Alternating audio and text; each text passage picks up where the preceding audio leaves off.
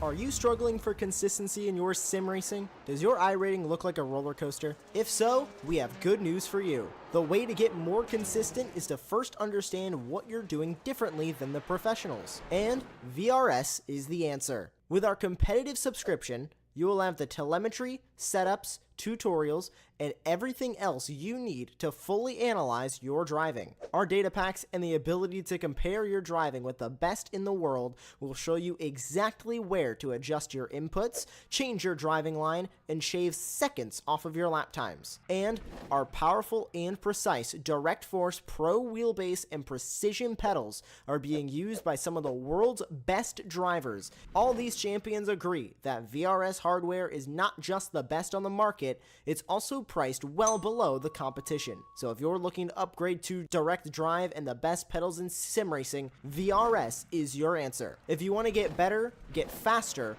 and make it happen sooner rather than later, you owe it to yourself to find out why so many people are switching to VRS. You'll be so glad that you did. Visit www.virtualracingschool.com and learn why the best use VRS.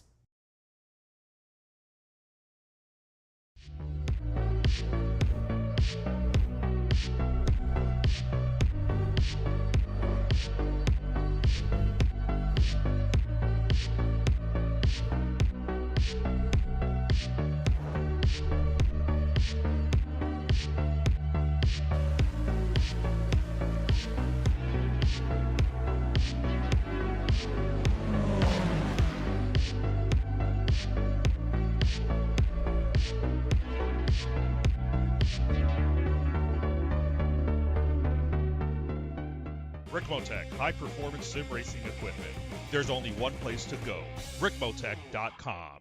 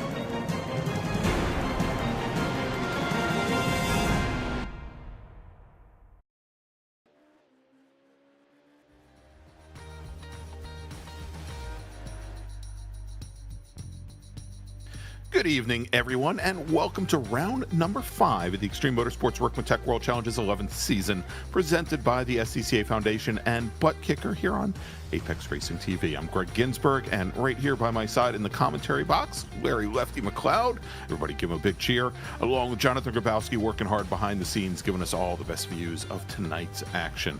And tonight, we head across the pond, and my apologies to those Sebring aficionados, perhaps the most famous airfield cum racetrack, surrounding 3 runways arranged in that classic triangle format. Tonight's venue is the ancestral home of Formula One, hosting the very first race in the World Championship of Drivers all the way back in 1950, so almost 75 years ago, and serves as a hub for the many race teams housed just kilometers away.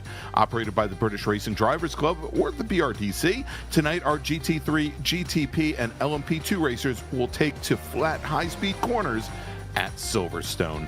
So good evening, Larry, and welcome to the home of the British Grand Prix. Yeah, I'm starting to feel a little jet lagged even. It's crazy how this is. Can't even keep up with sleep. I feel like it's 1 a.m. But anyway, it's not. It's 8 o'clock Eastern time. We'll have to ask Lee Thompson about that. It's 8 o'clock Eastern time, which means it is the Ricmotech hour. It is time for another round of the World Challenge, and I love this track. Certainly, I talk about a lot of tracks I really like. This is one of them. I think this is another great track for these kind of cars. They go fast. They got lots of grip. This is going to be intense, but as always, it could be a little bit treacherous among the interclass mixing, so we'll see. But we have to really keep an eye on, though, tonight. Some of the battles we get going on, certainly in GTP, it's been tough to get double wins by anybody there. There's a lot of folks in contention. GT3, there's a lot of folks there as well. The huge field tonight, another almost 30 cars of GT3. Yeah, I was gonna say close tonight. to 30 cars, I think, in Yeah. GT3, or 32 actually, I think. Yeah, it's as gonna be I'm looking. crazy. And Yeah. then LMP2, it's really, can anybody stop the Chinsky train? Is really Right, what it's gonna come down exactly. to. Yeah, I was gonna say I think that's the one outlier is in those LMP2 Delaras, where Josh Chinsky has just really run roughshod over the field so far this season. But you know, it has been difficult for any of our LMP2 racers or GT3 racers to make any kind of headway. Just when you think they're gonna break out from the rest of the field, you know, you have you know, for example, last week I think you know, we saw. I think we saw Tanner Dibble from DNA have problems and finish back still on the podium, back in third, but you know, he was your pole sitter at Road Atlanta for round 4, and Ben Rose took the win. And you know, and if you go and look at GT3, where Bailey Petrowski really, I think, has been the class of the field. Having come from the GTP ranks the previous season, he just had an absolutely abysmal race at Road Atlanta, where I think he finished 19th. I tell you, a lot of seasons in these classes, it comes down to just who can collect the most wins. If it's an 8-round season, if you can get yourself 5 wins, you're probably going to win the championship. I don't think anybody's going to get 3 wins, so it's going to come down to how many third places you can get and just stay alive each night, because with 30-car fields, there's chaos everywhere, but there's also deep competition. We've got 5-6 guys who can win any one of these races, maybe even more, and I think that's really the telltale of a strong season and a strong series that we've got here. Yeah, indeed. And we'll bring up the point standings in a little bit here, but quickly, as we have our drivers, they're out for qualifying right now. We give our racers 4 flying laps, 4 attempts to set their fastest lap time and set the grid for this evening's race.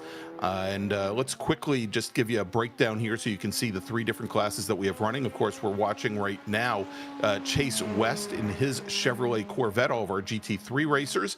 They've got the red number boards on the side of their cars, mirrors, windshield banners, and end plates on their wings.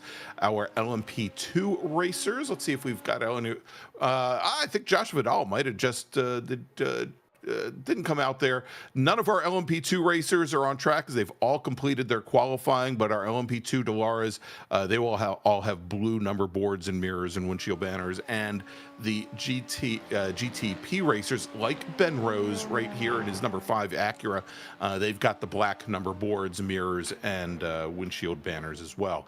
Let's do this, Larry. Speaking of GTP, we've got Jair Alvarado from The Wrong Stuff sitting in the green room right now. He is racing a GTP BMW this season, currently sitting 6th in the championship. As we mentioned, it's so tight. He's only a couple points off of Ryan Reisman in 5th, and he's got Jake Zito very close behind. So let's bring in the driver of the number 113 BMW. All right, Jair's joined us here pre-race. And Jair, what do you think about Silverstone? Where does this rank on your favorite tracks? To be fair, I really hate this track. It's a really hard track for the GTPs. Mostly for the off tracks are really sketchy right here. So when you have like a really good speed in some turns, but you go like a little bit over the white line, you got an off track. So yeah, it's a really hard track for me, and yeah, that's why I really hate it. Yeah, well, it's one of those, could be good, could be bad, but I guess be one of those, maybe judge at the end of the night and see how you really think. You just never know. But so it looks like you're kind of in a bit of a points battle. When you go to a race like this, do you keep an eye on those around you that you're in points contention with to kind of see if you're ahead or behind them, or do you just sort of run your race? Oh, since it's my first season here, I'm just trying to do my best in the racing, like trying not to crash to anybody. I'm just trying to do my best and learning how these guys do, like who's aggressive, who's not, like from the GT3s, who's giving more space than others. So in my first season, I'm just trying to have fun and learn how these other drivers do in the track. It's a good strategy for sure. It's going to learn how the rest of everybody kind of interacts with each other. In your time so far in this Ricmotech series, what's been your impression? What do you like, or what would you like to see going forward? Oh, this is having I'm just having a lot of fun in this league. You know, like the separate like starts the race with the GTPs. Now with the LMP2, like I was watching the last seasons with since I've been in DWS in the grand stuff. So when I saw that you put an MP2, I wanted to try this league, and I'm just having a lot of fun. Like I didn't have like the best start of the league. Like I was spinning everywhere at Indy, but I'm just having a lot of fun driving with my teammates and having good battles with everybody, with Bobby Childs, Reisman. Like just a lot of fun in this league. Yeah, it's great league, very deep, lots of talent and lots of drivers, pretty much at all levels. It's been a great. We've been able to announce for this league for a number of years now, and we just love doing it. But it's great to have you on pre-race. It gets a chance for me to ask you a little bit about you and say what do you do when you're not on your sim? What do you do for a living? And family. What else do you have that's going on? Yeah, well, I'm from Mexico, so yeah, I live here in Mexico. I'm a mechanic. Any particular kind of cars you work on? Not really, just all type of cars. Cool. So you're just a car guy. Do you ever get out to do any performance driving, any real world at the track or anything? Unfortunately, no, we don't have that type of stuff here in Mexico. But I really want to try it sometimes in, North Lifa, where you can do it. And some other tracks in the US. Yeah, it'd be great to give that a shot someday. But for now, sim racing is a ton of fun. It's a great outlet. So good luck tonight in the race. And with any luck, maybe we'll get a chance to talk to you at the end of it. Sure, man. Thank you. All right, there is Jair Alvarado, and starting. It looks like Larry. He said it's not his favorite track, and his qualifying might have played into that a little bit, as I think he's going to be starting 8th. Tell you what, why don't you run down the prototype cars, and I'll take the GT cars this evening. Sounds good. All right, tonight in the GTPs, the front row lockout has begun. It's DNA Motorsports all the way across. On the pole, though, it's Tanner Dibble with a 142.7. On his outside, it's going to be his teammate, Ben Rose. On the second row on the inside, the third of the DNA entries, Jordan Butler will be out there on the inside alongside Jim Pfeiffer from Sector 5 Racing. On row 3, it's going to be Adam Johnson from The Wrong Stuff, lined up alongside another DNA entry, DNA Motorsports, Ryan Reisman on the outside of row 3. Row 4, it's going to be D2D and Bobby Childs on the inside, and, well, we just talked to Jair Alvarado from The Wrong Stuff on the outside for GTP. On row 4, I guess it'll be row 1 of the LMP2s, we're going to have your pole sitter, no surprises here, SRT Esports Josh Chinsky. Alongside him will be his teammate, Caleb Lehman from SRT Esport. And in the second row of these guys, guess what? It's another SRT Esport, Dave Meneno, lined up alongside a Rockefeller Racing, Avon Dorsey. Behind them, it's going to be the Phantom Power Racing entry of Josh Vidal, lined up alongside another Rockefeller Racing, Charlie Hosea. And then finally, the last of the Rockefeller Racings on the fourth row of our LMP2s, Aaron Bieber. All right, so let's move over to GT3. And Larry, I know we don't have a ton of time because the racers don't have a full pace lap here. You can see that they're starting up here right by Stowe. So let me run down as many as I can here quickly. Bale Piotrowski on the pole for D2D. Sim Racing with Taj Edwards starting on the outside of the front row. Leo Dragota will start in 3rd with Jeff Brooks beside him in 4th. Great start for Jeff. Mike Dam from Orion will start in 5th with Brian Bennett 6th. Ilya Speaker 7th with Jennifer McDonald 8th. Travis Schwenke 9th with Stacy Bertrand rounding out your top 10. Then we got Mariano Barrios who will start on the inside of row number 6 with Alexander Brown. Zach Mosley and Chase West will start 13th and 14th. 15th and 16th are Keith Stein and Robert Hartley, with Jeff Jacobs and David Steiner starting 17th and 18th as the green flag flies for our GTP racers. Our LMP2 racers, Larry, looked like they were already underway as they came out of the final corner, out of club, but jumping out to an early lead already is Tanner Dibble, his 963 Porsche, with Jim Pfeiffer now going off track here early on. Right in the middle of the LMP2 is where he rejoins. I don't think he hit anything, but that certainly is a lot of track position. Now he's stuck between some slower prototypes who need to get tire heat going. Right now it's a little bit slow to do that, but tell you what, Tanner Dibble, all right, great start for him.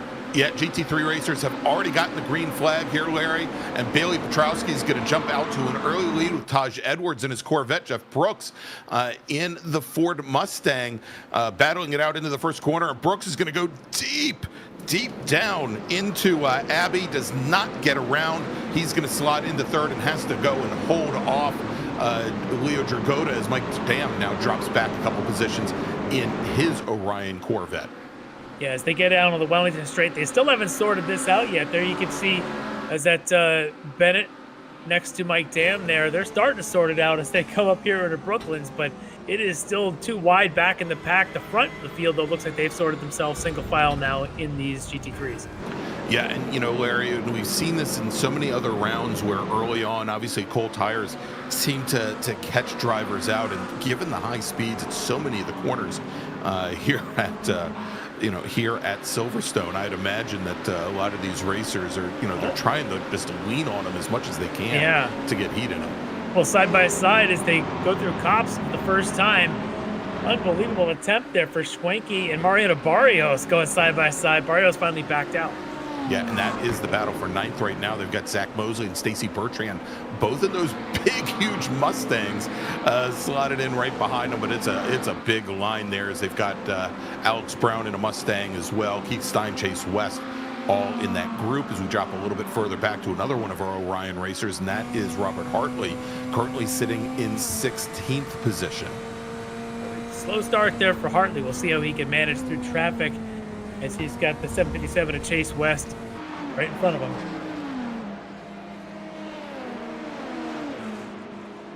All right, as we jump back up to our GTP racers, this is right in the middle of the field. Charlie Osea in the number 100 car, one of our Rockefeller Racing drivers. I think what he's trying to do, Larry, is he's trying to get around Dave Meneno so he and Avon Dorsey can go bang some fenders together. He's gonna try, but right now that 199 Meneno is gonna stick to the back of Dorsey pretty well as they head on to that old front straight, heading down toward Cops. And the speed these guys can carry through there is just astounding. Look at Meneno with a good line. He's going to try and stick his nose in, before they get to Maggots. Oh, he does. Makes a run tight around the outside over going into Maggots and Beckett's. Still side by side. Goodness, that's good stuff. It is, and as they come around into Stowe, still door to door, side by side, and starting to see a little stack up right behind them as we've got Hosea, as we mentioned, Vidal and Beaver all sitting there. Yeah, look at Meneno again, continuing to pressure. Now he's going to try to go to the outside, but this time it looks like Hosea is going to shove his nose down in there. And Larry, I haven't looked to see what the mental state of the Klim Club is. But David Klimovich picking up a drive-through penalty for an early incident here on lap number 2. Let's see if we can take a look and see what happened.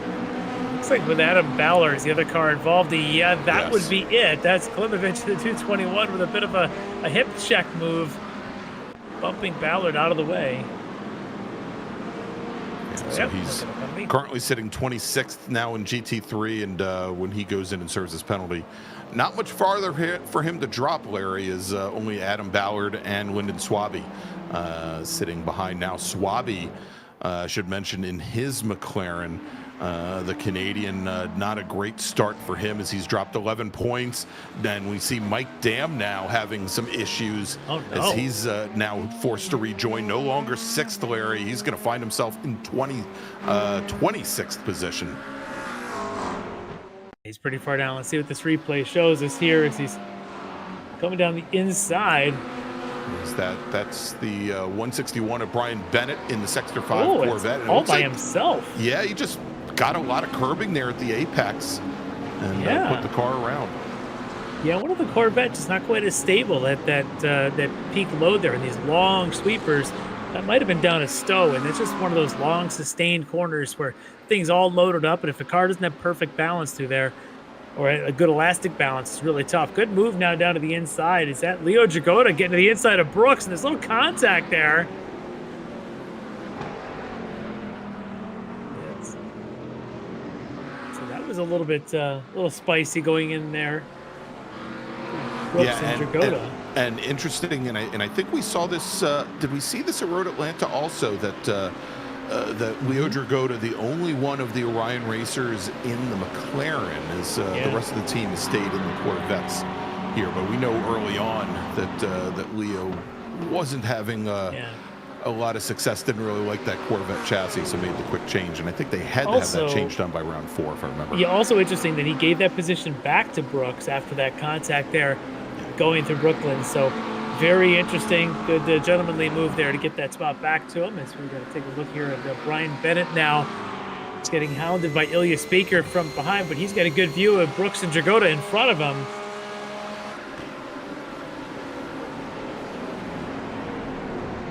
And Dragoda getting back around Brooks. These little strip stream down the hangar straight as they head up into the chicane here. Stacked up behind Jennifer McDonald there, and I'm trying to see who she was alongside with. Is that Schwenke that was on the inside of her there for a minute? I think it's Travis Schwenke that's over there with the BMW. Barrios and Mosley right behind them.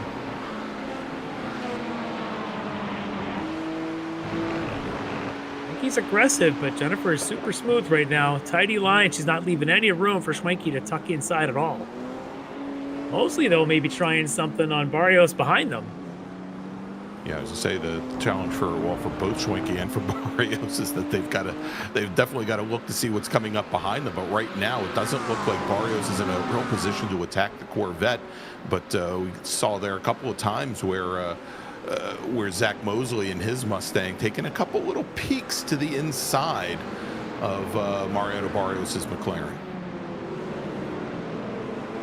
Check in with Rob Hartley, see what he's doing. As he's got Chase West, where the aerokinetic entry is right in front of him. I think it's David Steiner, right behind him. Yeah, it's David Steiner in his machine, in his McLaren directly behind him. Steiner's made up 3 positions on the start here. And not to be confused with Keith Stein, who's 2 cars in front of them. The Canadian Stein and the Australian Steiner in the same little train here. More importantly, the Eagle Beaver has ditched its Halloween costume, Larry, and is not the worst for wear. I don't know. We're in November. You could mistake that for a turkey. So I mean, we're there. That's true. Canadians don't celebrate that Thanksgiving though, so it's okay. They have their own Thanksgiving. I don't think they have a turkey with a beaver's head on it though. No. And I always thought that Madden's turducken was an absurdity.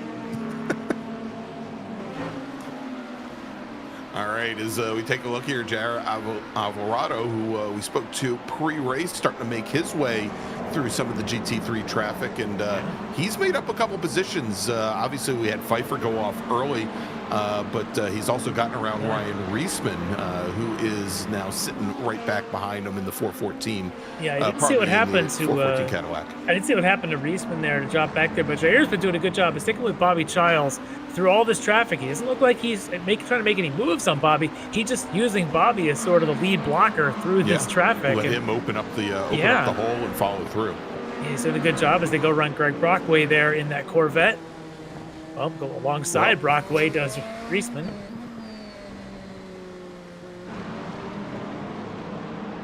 Looks like Pfeiffer having a little bit of a challenge getting around the Brockway car. Just now gets it done. Yeah, those GTPs, all 4 of them right there in the same space. As they come up in the back, is that Rob Hartley?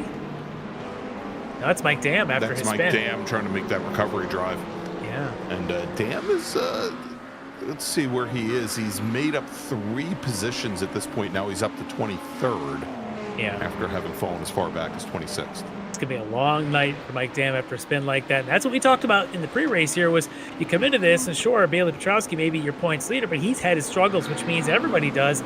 It's difficult to get back-to-back wins. It's difficult to get strong finishes. All you could do is hope to get a couple of top 5s, and maybe you'll have a shot to win the championship. That's how the season is going to go. So dropping from a top 5 start down to the bottom 5 this stage of the race, that's just it's almost end of night for you with the way these races go.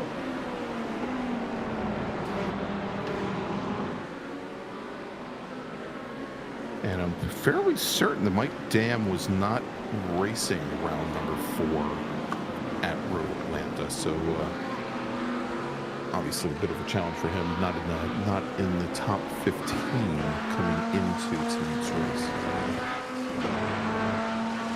Yeah, I think you're correct. He got the win in the opening round, had a couple of bad rounds at Mosport and Spa, and then did not compete at Road Atlanta 2 weeks ago.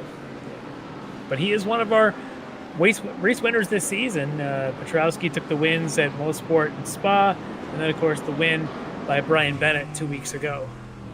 So 3 different winners in 4 rounds.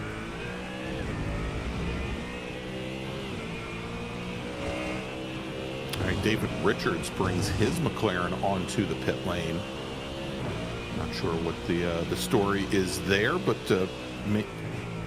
he had I'm getting word that he had it off track, Larry. The pit window for the GT3 racers shouldn't be opening until around lap 16, so still quite a bit early there. Let's see if he had a little bit of help by, is that Ryan Reisman? Yeah, I think that was, and well, kept it off the wall. Yeah. Just the contact with the car, but not with the wall. That's a good save there. I'm surprised, actually, that he had to come into the pits. Well, he's going to be joined on the pit lane by Chase West in the number 757 Corvette. I think he had it off as well. Let's take a look. He's in that Aerokinetics Corvette. Seemed a little bit off the pace. Issues there? Yeah, I wonder if he's having sim issues. Well, there's quite a bit of damage there on the left-hand side of the car, Larry, and I think that might be before we join the action. Let's take a look here now. Yeah, he's right in the middle of that giant pack, and there's things happening around him, and that would be it. That's Pfeiffer. It looks like in the GTP that got tagged and spun and ended up into West, so that would do it. Yeah, let's take a look at it from Pfeiffer's standpoint there. And it looks like Ryan Reisman got into him. He has been the man of the hour, it seems, in all these close near misses, and that's not a near miss. That is an actual hit for Reisman. Yes. And got the left rear, put him around, and collateral damage is Chase West Corvette. Under review by the stewards currently is the incident between Pfeiffer and Reisman. Check in with Josh Vidal, making his way through some traffic here in his LMP2. Currently in that 6th spot. Kind of lost touch with the group in front of him for a little while there. He was running with that Dorsey and Meneno battle, but he's dropped back a couple seconds now. Looks like they've fallen quite a bit back.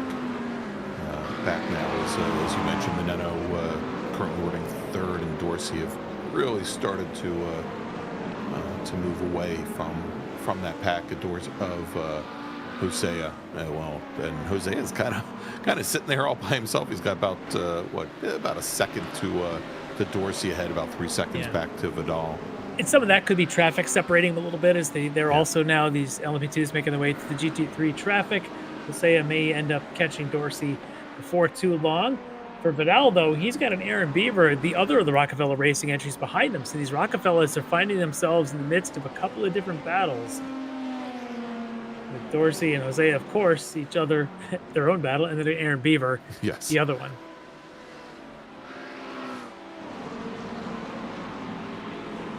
All right, as we jump back to GTP, there is our overall leader, Tanner Dibble. And Tanner has opened up a little bit less than a 2-second advantage, but you can see there is both Rose and Butler in very close proximity, Larry, and I think they're running very similar lap times at this point. Last time around, Dibble picked up about 0.3 on the pair behind.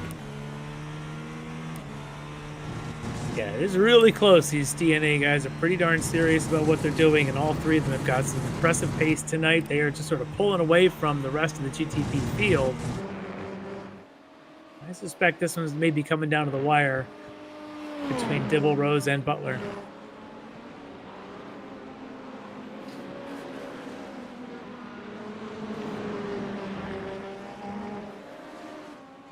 Of course, coming into tonight, the Road Atlanta and Spa winner, of course, is Ben Rose. The last 2 rounds prior to that, Tanner Dibble got a win at Mosport, and it was Dalton Fredericks that got the win at Indy in the opening round. Right. And so Fredericks finished second 2 weeks ago at Road Atlanta, splitting both of the DNA racers, Rose and Dibble, with Ricmotech finishing all the way back in 8th position. Now Butler, he skipped the last 2 rounds, didn't run Spa or Road Atlanta, but only a couple of low top 10 finishes. He has not had great performances at Indy and Mosport, so not really in the fight for points. But every night, if you're in a race, you're in a race. So he's going to compete strong, and if he can take a win away from Rose and Dibble, you know he'll do it.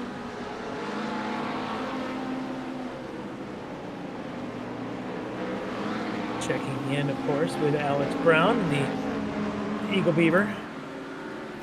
And Rob Hartley there directly behind, and Hartley has made up 3 positions. Brown started 13th. That's where he stands at the moment.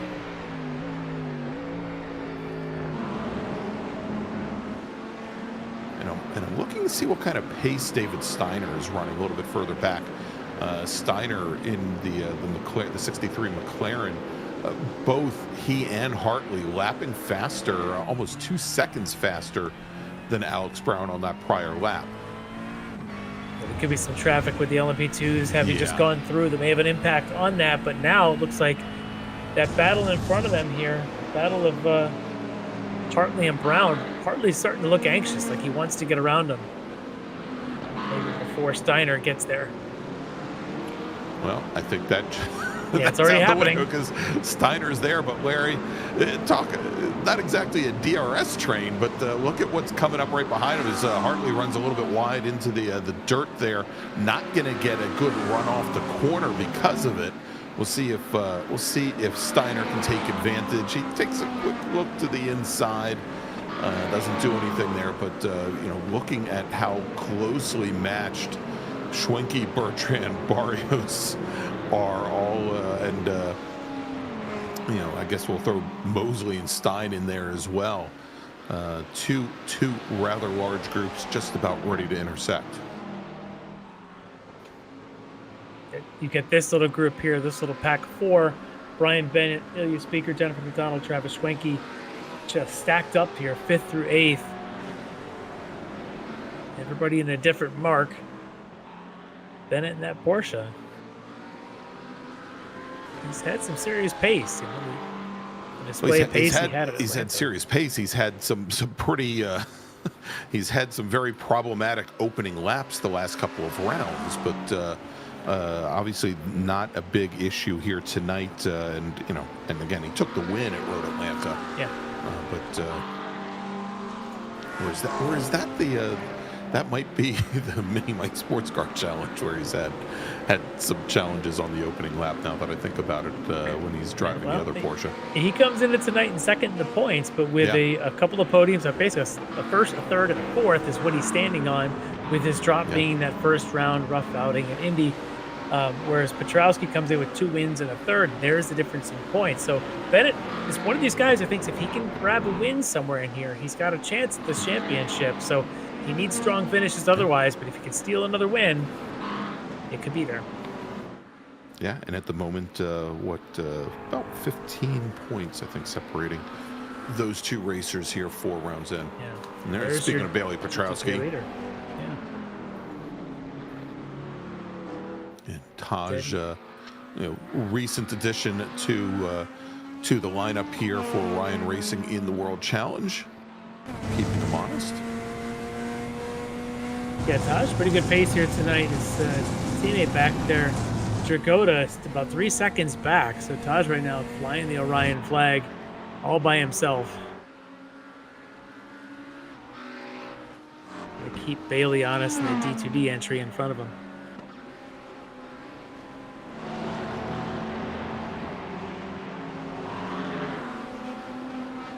Yeah, Taj also another one that skipped the last couple of rounds. So a couple of drivers did that, didn't run Spa, didn't run Atlanta, but back here at Silverstone, maybe it's just a lot of folks' favorite tracks. They're going to jump on and get their seat time in for this kind of place.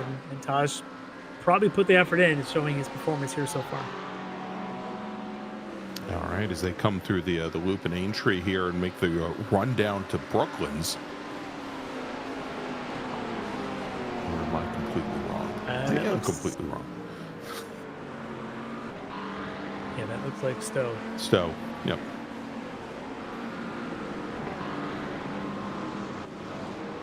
Hanger Straight, Wellington Straight. You know, one of those straights. One of those straights. Now look at this. Schwenke's going to try to make the move on McDonald. Here, going around the final corner. Schwenke's forced wide. I don't think it was forced as much as the car snapped on him out there. Oh, they're going to go through Abby side by side. McDonald backs out. Great run along the outside there. Jennifer McDonald backing out of it just a little bit there. She's going to concede the position as Schwenke now moves up into 7th. Yeah, it's a tough pass. That's a real tough place to go, but Schwenke made it stick and gets a position out of it. We'll see if Jennifer's got a counter move coming here as they head down toward Brooklands.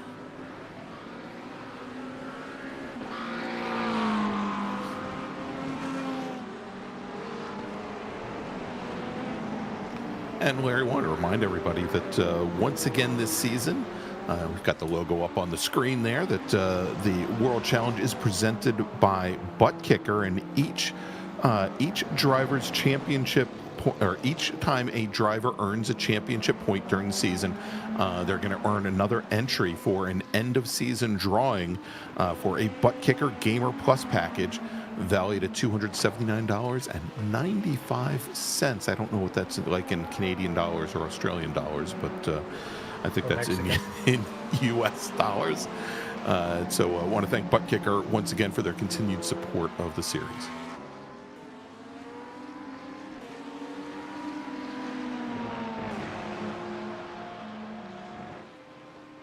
I don't want to jinx it, Larry, but good run so far by Bobby Childs, currently sitting 5th in GTP, and he's got Alvarado sitting right there on his 6th. We saw before where Alvarado was just kind of letting Bobby, you know, open up gaps or open up holes through GT3 traffic for him. And now that they've got a little bit of free track here, it looks like it's time to attack.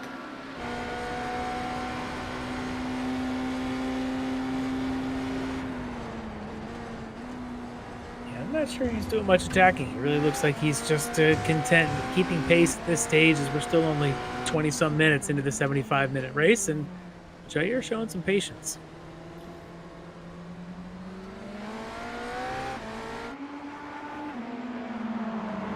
Now we anticipate that the pit window for the GTP cars should open up somewhere around lap 20. And they are currently working, lap 14, I believe. Yes, lap 14. It's even on the screen.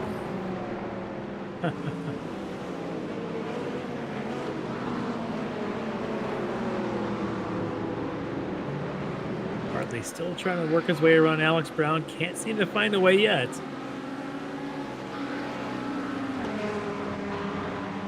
Honestly, it's probably been our best battle since the green flag. These two have been locked in for the last 10 minutes at least. Oh, I say they've been locked in, but you can see this entire group here, how the entire group is locked in there. We've got the Mustangs of Bertrand and Mosley, Stein's Corvette just ahead of this fight here. As again, there's the two groups that have been fighting combined essentially into one. They've seemed to have lost touch with obviously with what we were watching before, Jennifer McDonald and Travis Schwenke up ahead.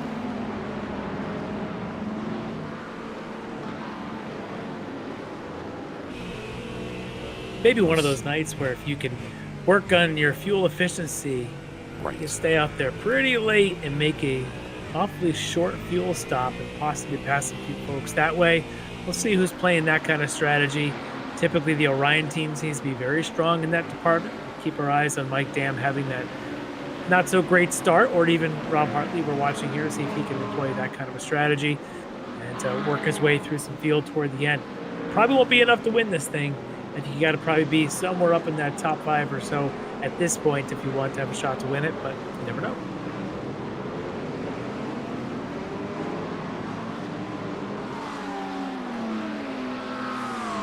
All right, things starting to tighten up here as we are watching Brown and Hartley. As we've got some of our GTP traffic working through. Looks like Keith Stein in the Rockefeller Corvette, the 248 Corvette. Yeah. Now we're starting to see where Alex Brown, I think, feeling that pressure from behind, is trying to find a way around the Corvette. Just doesn't seem to have the pace. And, that's true. Yeah, and I was to say here, Larry, also given the nature of this circuit and most of the changes made in the last 25 years or so have been made in order to make it maybe a little less of a one note track and a high speed track, and add some more challenging, tighter sweepers like our racers are going through right now. Well, some of this is actually not the Maggots Beckett's. This has actually been part of the original track for a while. But what you're talking about is probably down the middle from where Abbey used to be a left, and now it's a right. Exactly. Yeah, down that Maggots and Beckett's got reprofiled a couple of about 15 years ago as well, to tighten things up a little bit. It was Beckett's in particular, I think, was a much more wide open corner originally. Yeah, they definitely had done some things there well to make it better for multiple cars coming in there, so that you could actually, run too wide. The original configuration was a pretty narrow stretch of pavement down through there. It was tough to do anything with single file. So that's been an improvement for sure. Yeah, but we've also, you've also the one point here is, you don't have any of those really, I guess, with the exception of maybe, I was going to say maybe going into the Village and going into the Loop. You don't have a ton of, really big threshold braking corners. No, you don't. Here, so it's much like when we go to a place like Watkins Glen. You're dependent on the racers ahead of you making mistakes, because it's, as we see here, especially in the GT3 cars, the draft isn't so strong that you're going to be able to, make a 10-mile-an-hour run on the car ahead of you. Yeah, I think what you end up having to do is you have to sort of force someone off their line and try to catch them 2-3 corners down. The issue you have right now is everything's a train. You can't force someone offline without ruining your own lap, because you got 4 cars behind you. That's you end up in these trains where no one's willing to step out of line to try a move, because they're going to give up 2 spots just while trying.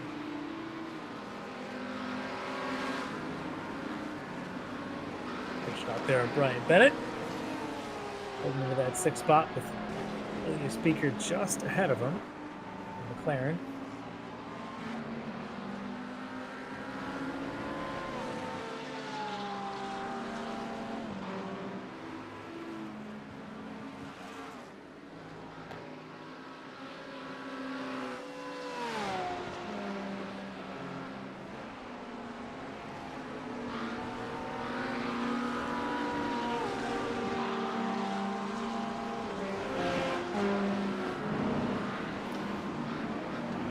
Larry, let's take a look here.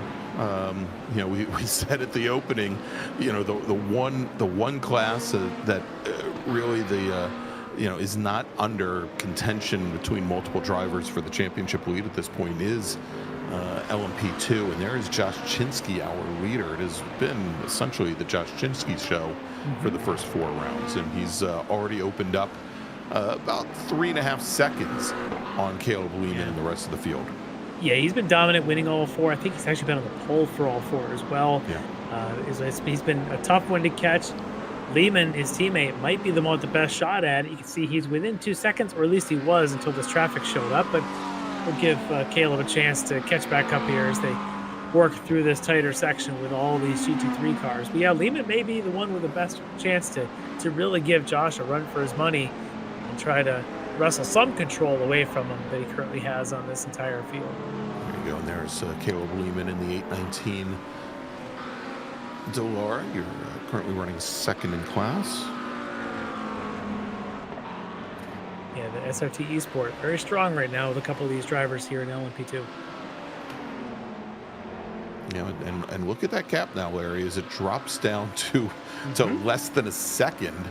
Yeah. As both of these racers, as they came on that like 8-car GT3 train, and how difficult it's been, and things have really gone in accordion and really tightened up.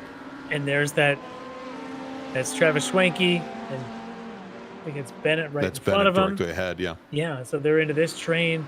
So your speaker, Jeff Brooks, they're going to be coming up on all of them here very quickly. Brooks a couple more seconds up the road, but won't be long. Yeah, you can see now in just a couple of corners, Larry, that gap from Chinsky back to Lehman has dropped to, or increased now to 2.3 seconds, where just a few moments ago it was under a second.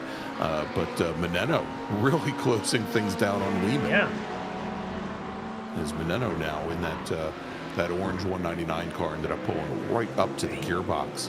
He might have had the best advantage going through that little field of cars right there. Yeah.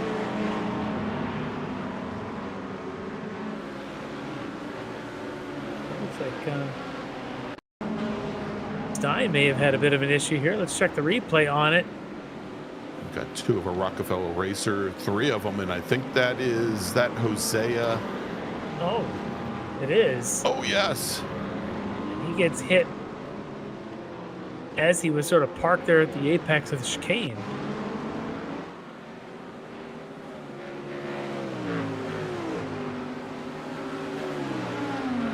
Well, he's got some loose body work there, does Keith Stein. Yes, he does. So we'll go on board with Keith for this replay. So he comes up on this. By the time he breaks and turn in, probably didn't expect to see Hosea, his teammate, parked there. There it is, nowhere to go. It's nowhere to go.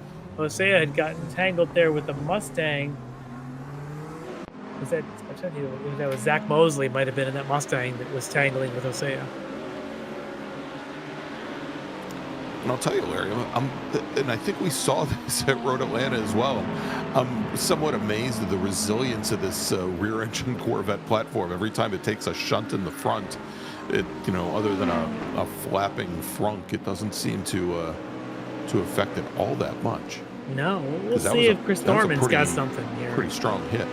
Yeah, Thorman in that Mustang, if he's able to get on by him pretty easily, then perhaps there's some aero damage. Let's see as they come down onto the hangar straight what advantage it gives to the Ford trailing. Yeah, here he comes. He's able to pull up right to the back of him. Yeah, there might be a little bit of an aero drop for them. As Aaron Beaver coming up behind them as well in the LMP2. Another one of the Rockefeller Racing LMP2s. Oh, and somebody coming into the pits looks like one of the Orion cars. Let's see, Mike Dam. Yeah. Very interesting. Mike, of course, had the spin early. He's a bit out of position to where his pace would be, so I wonder if he's deciding to go ahead pit now and separate from some of the traffic. I think that's exactly it, Larry, as he's coming in towards the end of lap 15, start of lap 16.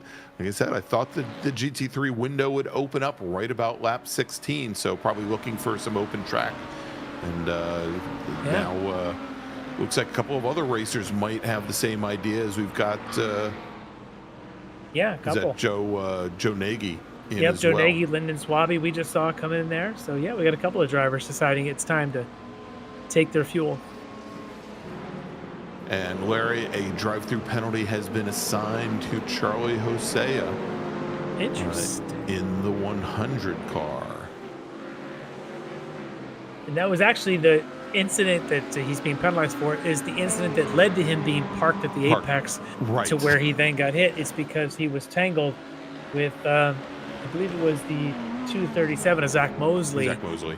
Yeah, so that's actually what he's been penalized for. And talk about insult to injury. Not only does he get penalized, he also then parked himself on the track and had his own teammate from GT3 debone him right there. So a lot of things stemming from what ultimately was contact that he caused.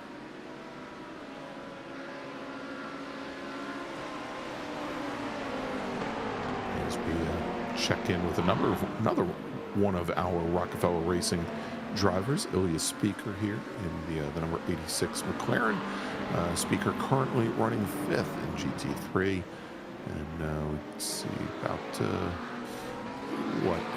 7 seconds, I think, back from about 5 seconds back from Brooks at this point.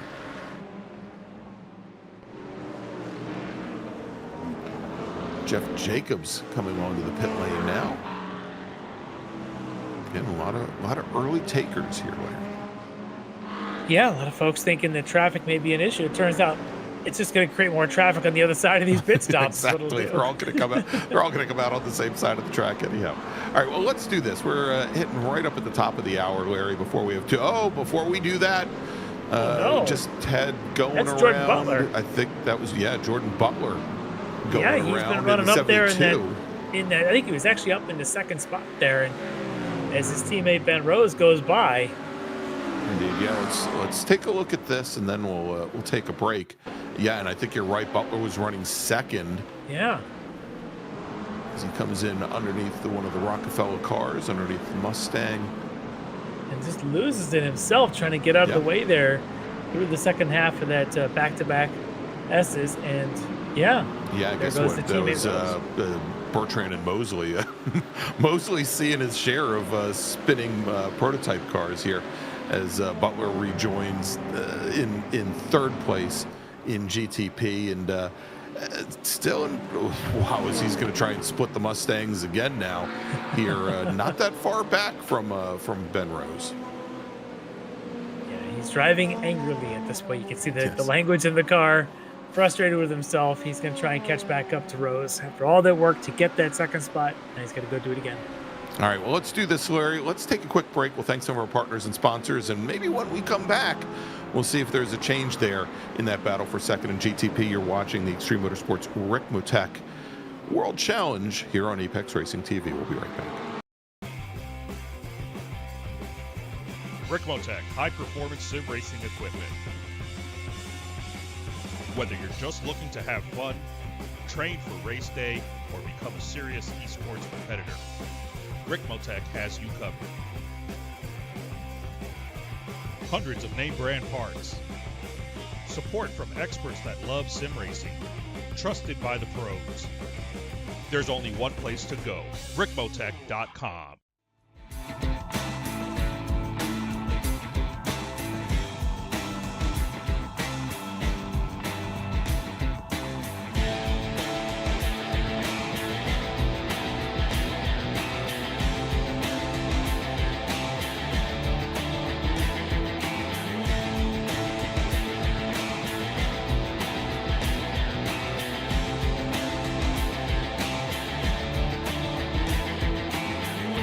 SCCA Foundation is a 501c3 organization serving as the charitable arm of the Sports Car Club of America. One of the programs partially funded by the foundation is the SCCA Academy, an online learning management system used to keep real-life racing track officials up to date on the highest standards of race safety and officiating. Through this program, the SCCA Foundation is supporting the future of the best trained corner workers and event officials in motorsport. You can support these efforts at www.sccafoundation.org.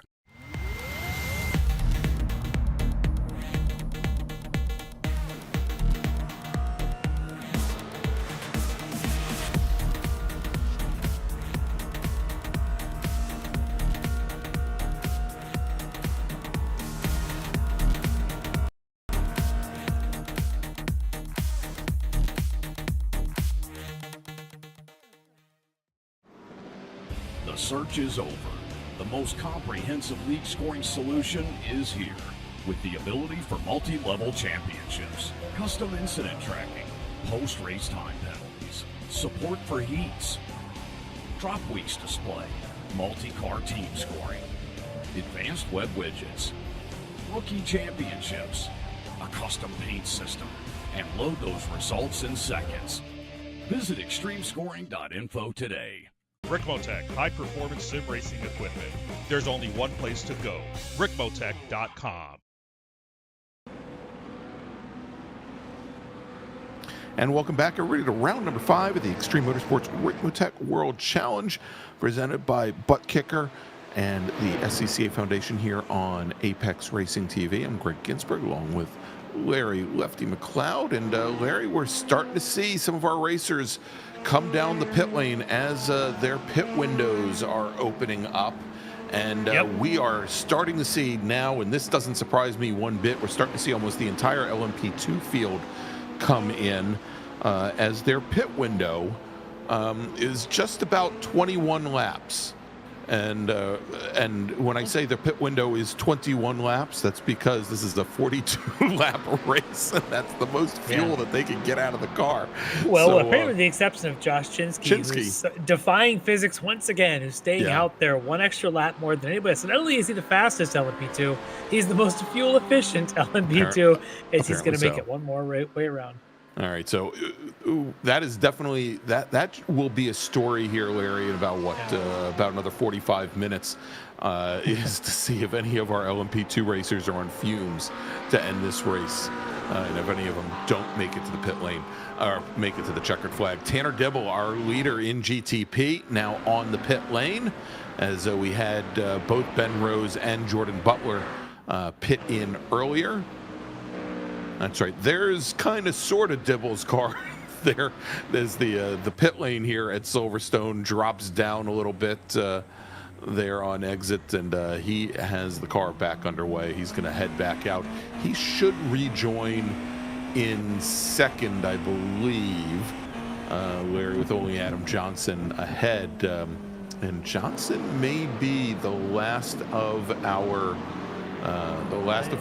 GTP racers to pit, as Bobby Childs has now hit the pit lane as well. Yeah, I was waiting for Bobby to get in there, and he did exactly that. We'll see if Bobby and Jair end up working together again after Bobby does his stop.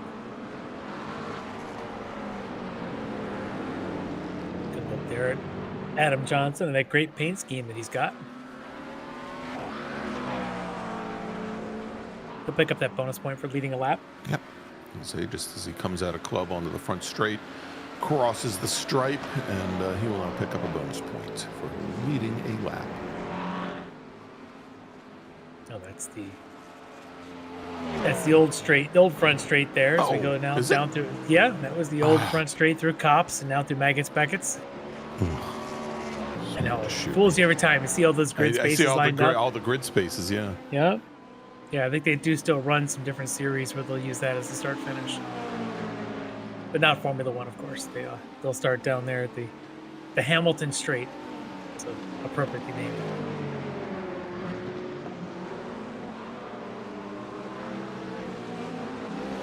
All right, Alex Brown showing the headlights to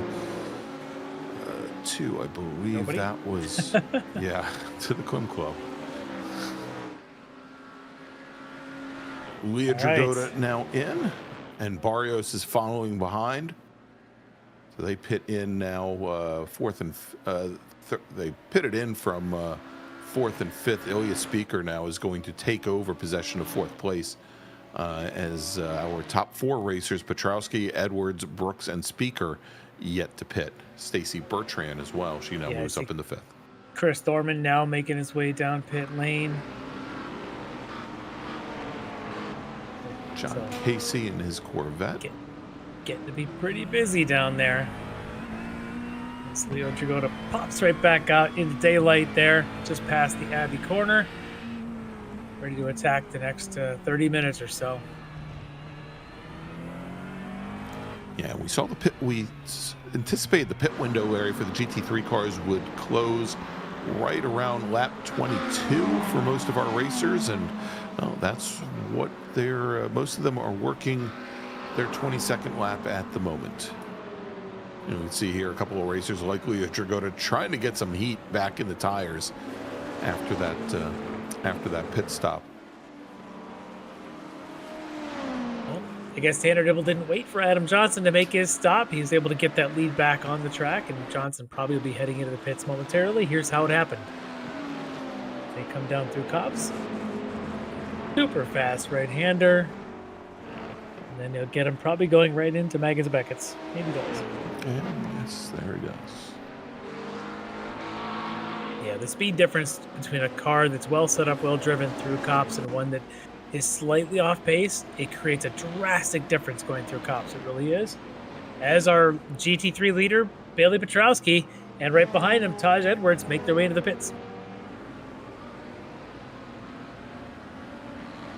They are nose to tail in their pit stalls. Let's see if Taj was able to save any fuel over Bailey. Jeff Brooks comes in as well. Yeah, it looks like they're all coming in. Speaker and Bertrand now coming in as well. You'll see them filing in as Petrowski is off the jack stands, finishes fueling, and is back underway. And, you know, Larry, the Taj Edwards may have made up, I don't know, maybe a couple tenths. Yeah. Yeah, definitely made up a little bit of time there. Gets within the noise when you start dealing with having traffic and things with LMP2s and GTPs coming by. If you can see tail lights, you can see brake lights, you're within that kind of noise with 30 minutes to go in the race. This is good for Taj.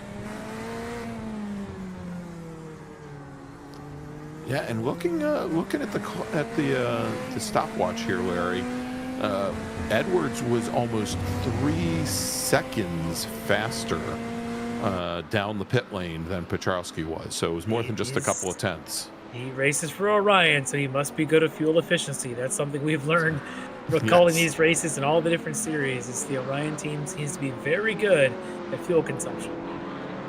You know, but David Steiner, he's right there now as well. Yeah. Makes me wonder if Petrowski may have overfilled. Well, we've got to remember, Steiner has not pitted yet. Steiner looking still at needs Leo to Jagoda. Yeah, Jagoda as well, and Brooks back there a little bit further. There's Leo.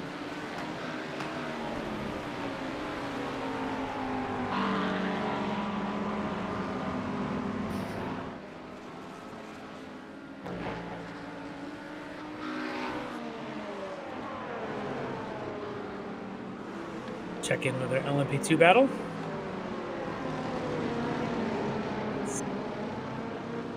Lehman and Meneno. 2 SRT racers.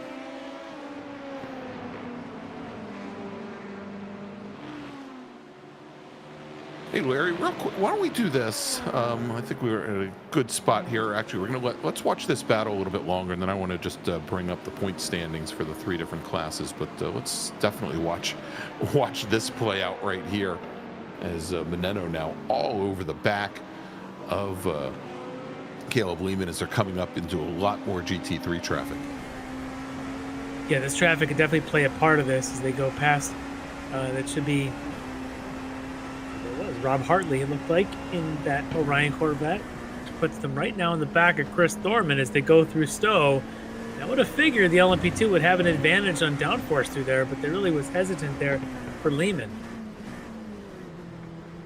Well, we've seen already this LMP2 is getting tangled with that particular Mustang that's right up there. Yes. Of course, that is Zach Mosley. Doesn't want any part of LMP2s right now. It glows red and blue, Larry. Like a big giant fireball. Warning every LMP2 racer for miles to stay away.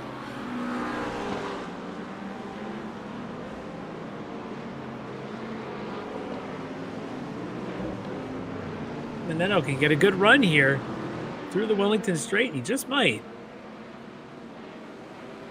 Draft off the back of Bertrand, though, might be helping Lehman just a little bit.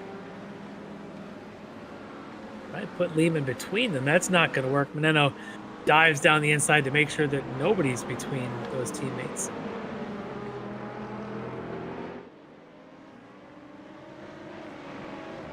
All right, while this is going on, Larry, let's quickly take a look at those point standings in LMP2.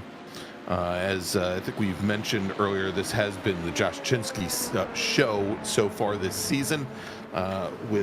He currently has 205 points, currently 26 points clear of the rest of the field, with Dave Meneno in the 199 car, running in second with Phantom Powers. Josh Vidal only 3 points back in third, and then Caleb Lehman, who's currently running second in class, just a single point back from Vidal, with Baron Glover from the Wrong Stuff, who is not here racing this evening.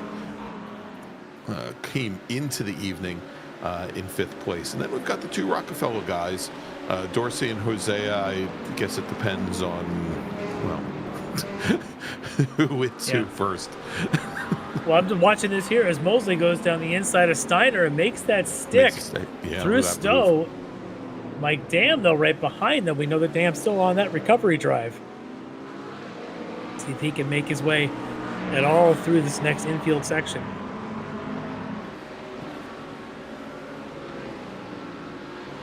Remember, we were watching Steiner earlier. He hadn't pitted at the time. He has completed his pit stop, and I believe now, Larry, all of our racers have completed what should be the sole necessary pit stop here this evening. We just have.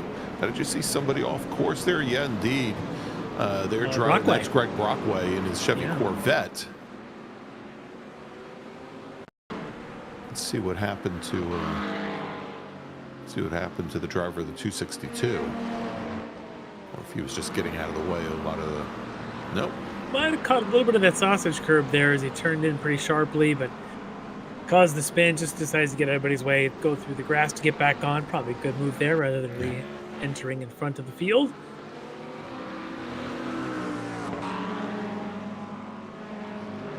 See here if Steiner's got a move to counter as one of our DNAs goes on. I think it was Ben Rose going through. Rose.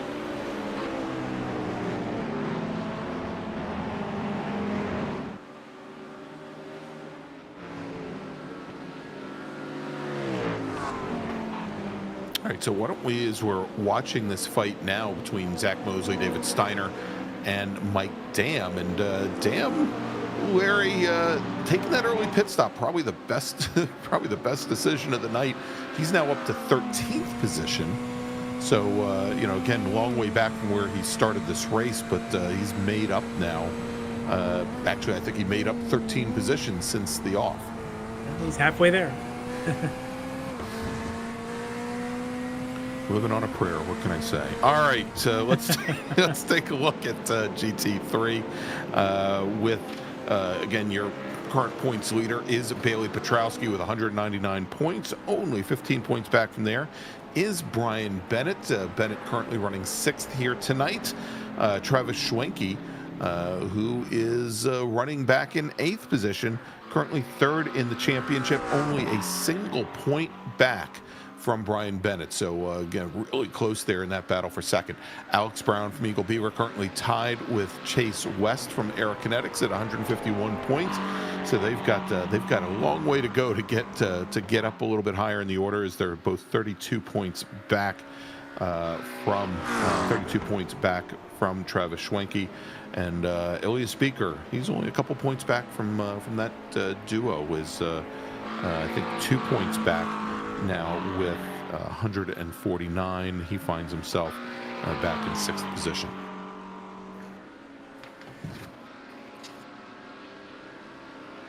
Two of our class leaders right there, of course. Bailey Petrowski leading in the GT3s. Josh Chensky, we haven't talked much about him in a while because he's doing what he always does. He's 5 seconds ahead of his teammates, Caleb Lehman, another couple seconds ahead of Dave Menino. As Bailey says, you go right on through. Nice to see you. Hopefully I don't see you again. Or if I do, it'll be a couple minutes, and it'll be just as cordial as this time was. And that battle between Lehman and Menino, Larry, has really opened up in the last couple of moments since we checked in. Now, and again, it might be due to traffic, but about 2.5 seconds separating. There's Lehman in the bright green, and we'll see the orange. There it is of Menino, just a little bit further back behind. He's going to have a Tanner Dibble right there behind him as he comes into the Wellington straight here. And there's a Dibble right behind him. They're going to go past your GT3 leader, Bailey Petrowski. You know, Larry, I think also speaking to the relative speed of the LMP2 chassis in testing this week, and this kind of surprised me, is that Lehman was our fastest driver in testing, and he was running a high 45 at the time, which is almost 2.5 seconds faster than he's running currently. Yeah. And about a second faster than his fastest lap of the evening. But that was only about 2 seconds back from what our fastest GTP racer, Ben Rose, was running here in testing, as Rose was in the high 43s at the time. That's impressive. Yeah. To run that kind of lap times in an LMP2 car shows the potential is there for sure for any of them, and certainly for Caleb. You know, and I guess that kind of plays out because at the moment the LMP2 cars are... Oh, we've got contact just as we went to them right there, and that's Ryan Reisman and Bobby Childs. Ryan's been involved with a lot of things tonight. Right there, he got involved with Bobby. Kind of got into the back of him, I think. Yeah, Bobby Childs got into the back. That's unfortunate. They were both running sixth and seventh at the time. So watch Reisman. I think may actually been the one getting into the back of Bobby as they... Oh, Bobby turned in here as he was already past. Yeah. Probably expect a little bit more speed from Reisman going through the Abbey corner. And unfortunately, let's let the stewards take a look at that one.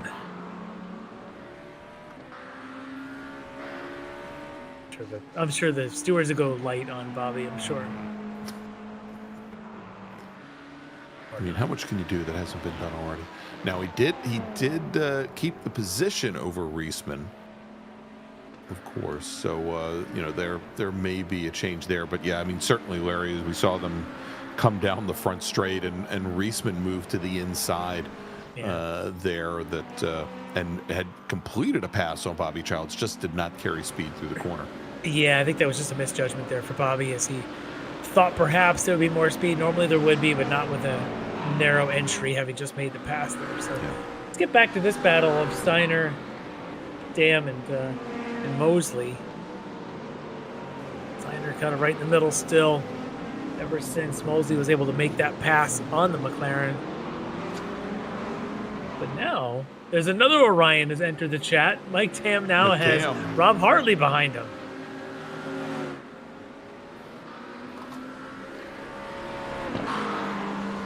See the two Corvette teammates there, Dam and Hartley.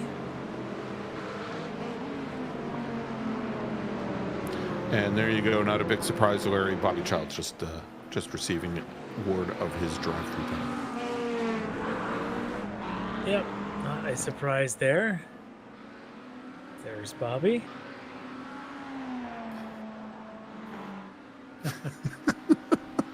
Just reading the chat. That's just what I was looking at. Yeah. Stubby's on it. Stubby's on it. He's already filing the appeal. Public defender Stubby. Yes.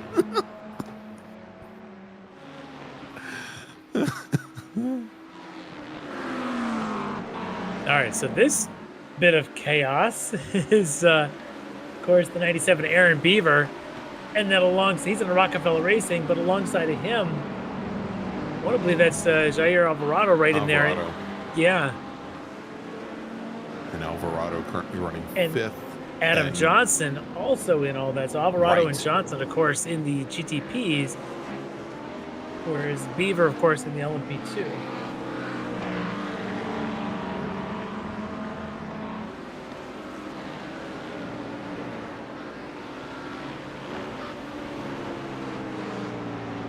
Certain parts of the track, definitely an advantage, it looks like, for the Mustang, as there's Bobby serving his drive-through.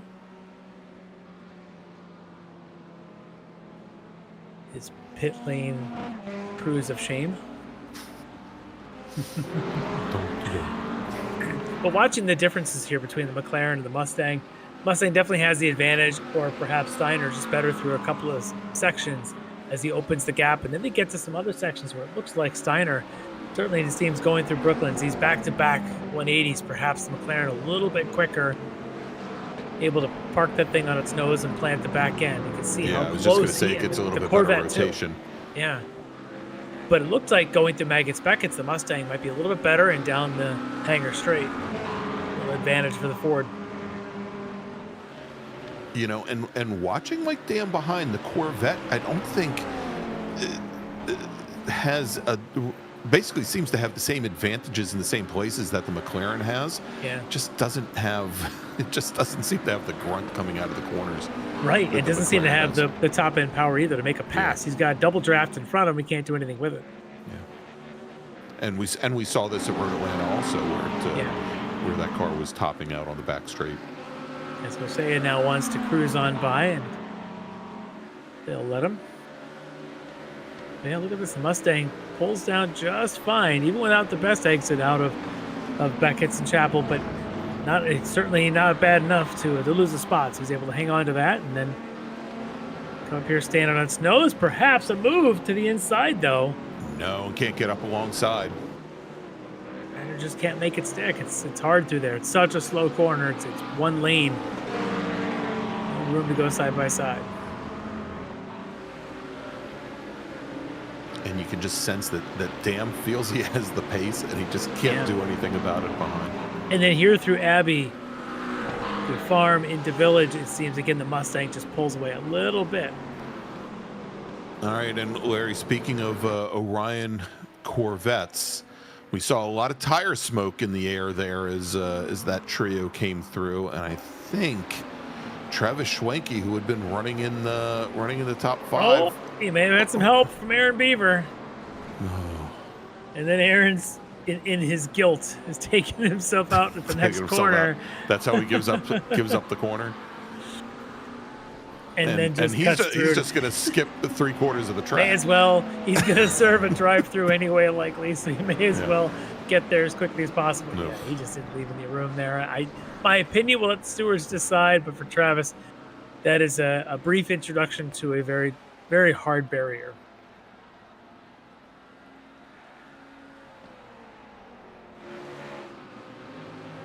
All right, so a little bit less than 15 minutes remain. Tanner Dibble, your leader in GTP.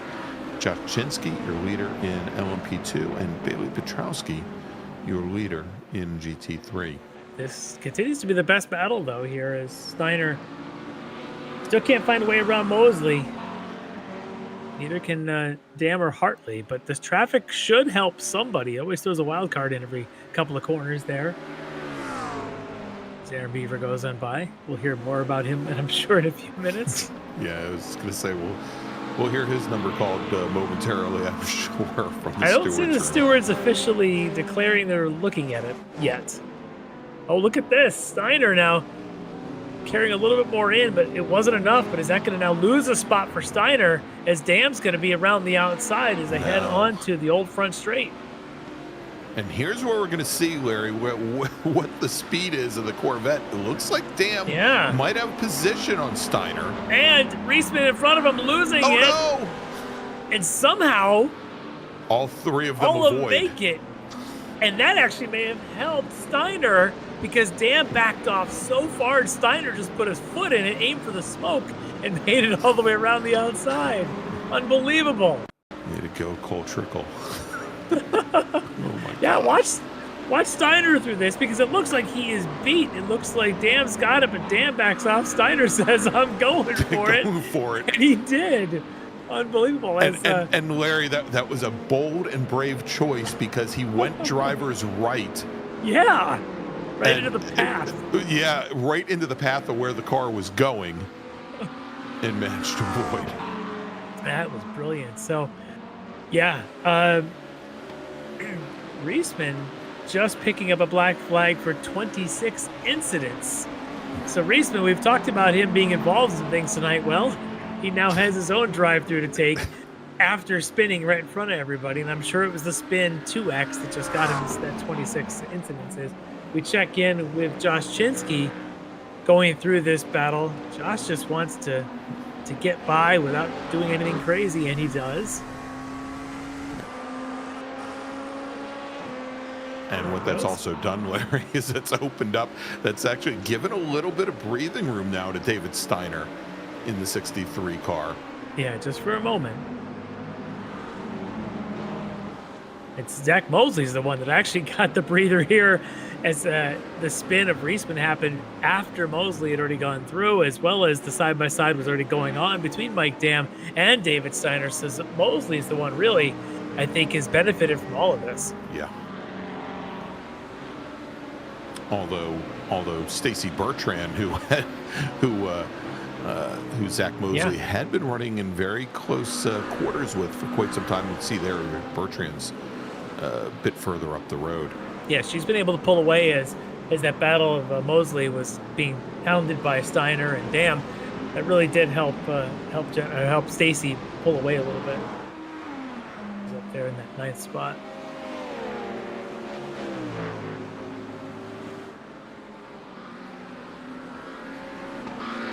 Look what battle's starting to heat up again, Larry. It is it's Caleb Lehman and Dave Meneno in LMP2. SRT Esports teammates are coming together again. Battle's not over for the second step on the podium in LMP2, not by a long shot. No, with 10 minutes remaining. Yeah, Meneno got the pace back. Look at that. Yeah, Meneno had fallen 7 seconds behind Caleb Lehman after having led him early on.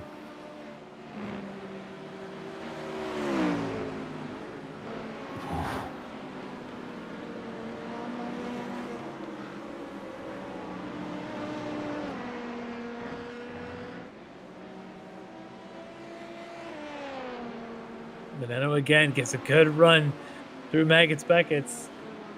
Not held up by much. Now within 1.5 seconds of Caleb Lehman. All three of these guys have tremendous pace. I mean, Chinsky's out in front by almost 6 seconds, but in a 75-minute race, Chinsky has put bigger gaps on the fields than tonight. It shows you that Lehman and Meneno actually do have the pace, that if things go their way, they could be in the fight for wins.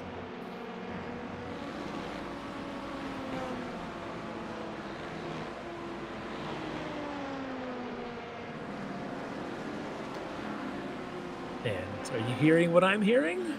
I am. As the Stewart's call? That's Aaron Beaver.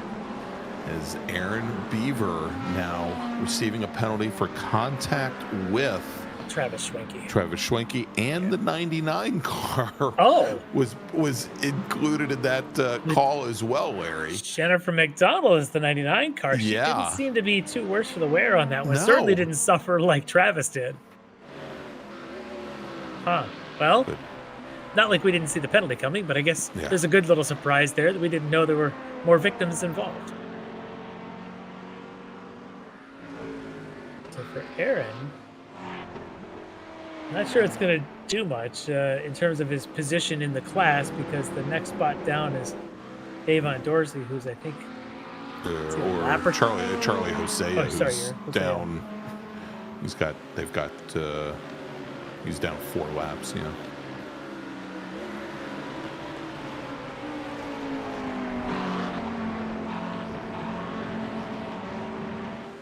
All right, well, Mike Dam is on the charge again. There you can see it. After they had the issue there with Reisman in front of him, Dam's got to work it back together now and see if he can make the move. And he's dropped Hartley, so any advantage that he might have had by being able to and Steiner doesn't have to draft that big Mustang Mosley in front of him anymore, so this may be helping Dam now. No draft train here. By the way, Beaver on the pit lane now. And actually Beaver in his pit stall, so it looks like, well, we'll see. He might be just calling it a night, or he may be putting fuel in the car because he might have short-filled the car. Wouldn't satisfy the requirements of a drive-through if he does stop at his pit box. So we'll let the stewards take care of that while we continue to watch these cars. I tell you, that McLaren puts the power down. I'm not sure the Corvette does. No, exactly. No, I think that Dam benefited earlier by having Hartley right up there with him and almost push him through the corner. Yeah. The last time he got alongside of Steiner. It was this part of the track is where he had the move the last time that then ultimately Reisman spun in front and kind of took it away. It was coming out of that corner there, which is that inner loop section, down the Wellington Straight into Brooklands is where the mistake, I believe, had happened for Steiner. Well, and we see there, as they came through, Dam didn't open up the corner nearly as much, maybe made up a couple feet. And here you can see is able to take the corner here all the way from the inside. But yeah, just coming out of the corner, we can see in a straight line. Once they open things up, he just doesn't have the pace. But I think he is a little quicker through Cops. I just don't know if he can do anything with it by the time they get to Magus Beckett's. He caught a little bit of the dirt at the apex there at Cops. That's playing with fire. And look at this. That's Meneno ahead of Lehman. Made it stick, but for how long? All right, let's see. I think John's pulling up. Let's see exactly how it happened here. All right, well, there's Bennett in the Porsche that may have provided an opportunity for Meneno. Yep, on that hanger straight, he's going to make the pass going into Stowe with more help of some GT3s on the left side. Wow, great move. Yeah, well, let's see if Lehman's got a counter move now with less than 5 minutes left until checkers fly.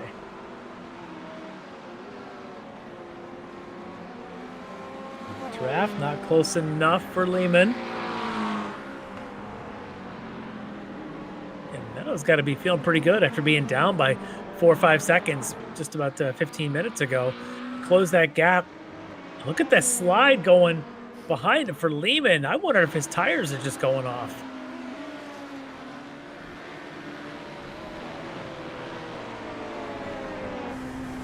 Oh, look at the outsider Jagoda for Meneno. That was beautiful. How did he make that stick? And what did young Leo Jagoda think of that? And this is the onboard I'd wanted to see. Yeah. Here's to watch him come through Maggots and Beckett's here as they head down into Stowe. That's Taj right there, your second place holder in GT3. And again, I'm wondering if the tires are just going away on Lehman's car. I think you're exactly right there, Larry. Having to dial all that correction in, keep the rear end from stepping out on him. Certainly a lot of hand activity going on there for Lehman to keep that car together. Well, let's see what happens when they come into something high speed here like Gabby. And sometimes in those, the high speed allows the downforce to take over. You don't see as much sliding. It's these corners, these slow speeds where these long wheelbase cars have to rotate, really shows when your tires are worn. It's a little better this time through. And that's Bailey Petrowski, your GT3 leader, holding his breath in front of this battle.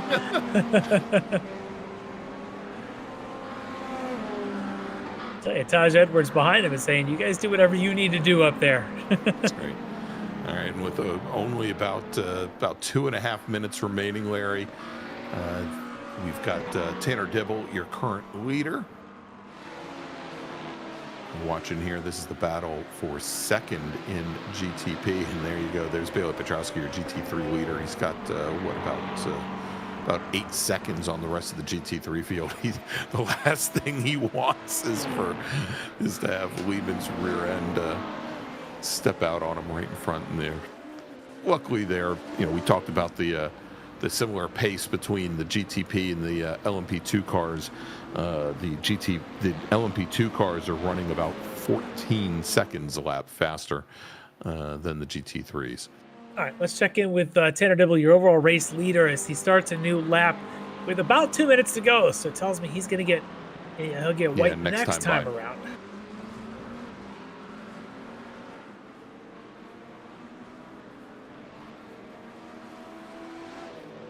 And he's just been steady pace going here. Remember at one point we thought maybe this is going to be a tight race between he and his teammates Ben Rose and Jordan Butler. And Tanner just has been... So far, a minute and a half to go, kind of mistake-free. Just sort of been turning laps, easy through traffic. We've seen him in the background when Ryan Reisman... no, Larry. Oh, no, and this has been the battle in LMP2. That's Caleb Lehman. Right, and, well, we'll find out what happened, but I think we may see that those rear tires may have just given up the ghost. Let's take a look. Well, here he is coming through Cops. Might have caught a little bit... Oh, ow. He has victimized somebody in front of him, one of the McLarens. Was that I'm fairly certain that's another one of our Aussies. That was the 266 McLaren of Caffrey. He comes up. Here's the onboard. I'm sure was wondering what the heck happened to him. So he's Look how much speed he picks up. Oh yeah, he honestly he should have been moving a little bit more cleanly to get around that car. Should have been anticipating, and unfortunate for Lehman, that's going to take him out of this fight. And with the potential for a penalty that I'm sure the stewards are announcing now, it's going to move Lehman back. And a 30-second time penalty will be given to Lehman. That's going to put him... I think that'll put him behind... he's got 37 seconds on Dorsey. Right now. All right, Larry, white flag is in the air. We're working the final lap now. Okay. As we follow Tanner Dibble, your GTP leader. But let's jump back to this GT3 fight. This is the battle for 12th and 11th. And they've caught Mosley for 10th. Yeah. As Josh Vidal's trying to get through this battle. If Vidal knew what was good for him, he just hold station and let him go. And then Joe Nagy right there in one of the Rockefeller entries also just yielding to these guys. There's Vidal trying to go through. Oh, he's gonna get through. But what happens now? We've got... Talk about threading the needle.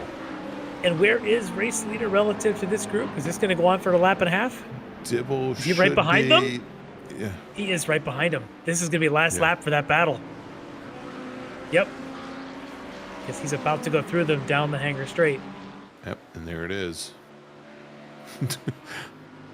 So this is it. They should know by now this is going to be last lap.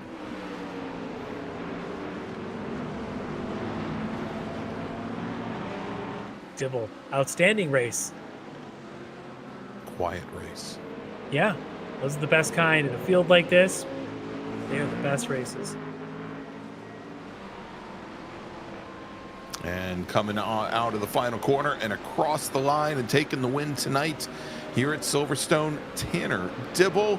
And in that battle we were just watching in GT3, it was Steiner holding off Dam and Hartley there at the end. Ben Rose comes across the line. He'll finish second in GTP with Jordan Butler 7 seconds behind. All right, let's jump over and who are we picking up now? There it is, your your LMP2 leader coming out of club and across the line. Mark another one down for Josh Chinsky, your winner tonight for SRT Esport, and he should continue to be the leader in LMP2. Great run for him. As Dave Meneno will cross the line 4 seconds in arrears. Caleb Lehman will finish third on track. And Larry, even with that 30-second time penalty, should still hold off Avon Dorsey. All right, let's take a look now as we are following out of club and across the line. Bailey Petrowski returns to the top step of the podium in GT3 for his second win of the season. Finishing second is going to be Taj Edwards from Orion, and Leo Dragota, also from Orion, will finish in third. Good run for Leo there. Good and steady again. Just collecting points, do what he needs to do to stay up in the fight, grab himself a podium here. But Bailey Petrowski starting to get a bit of a stranglehold here with another win in GT3. Indeed. All right, Larry, let's do this. Let's take a quick break. Thanks to some of our partners and sponsors. When we come back, we'll talk to some of our podium finishers here from Silverstone, where you've just seen round number 5 of the Extreme Motorsports Ricmotech World Challenge, presented by Buttkicker and the SCCA Foundation. We'll be right back. The SCCA Foundation is a 501c3 organization serving as the charitable arm of the Sports Car Club of America. One of the programs partially funded by the foundation is the SCCA Academy, an online learning management system used to keep real-life racing track officials up to date on the highest standards of race safety and officiating. Through this program, the SCCA Foundation is supporting the future of the best trained corner workers and event officials in motorsport. You can support these efforts at www.sccafoundation.org. Ricmotech, high-performance sim racing equipment. Whether you're just looking to have fun train for race day, or become a serious esports competitor, Ricmotech has you covered. Hundreds of name brand parts. Support from experts that love sim racing. Trusted by the pros. There's only one place to go, ricmotech.com.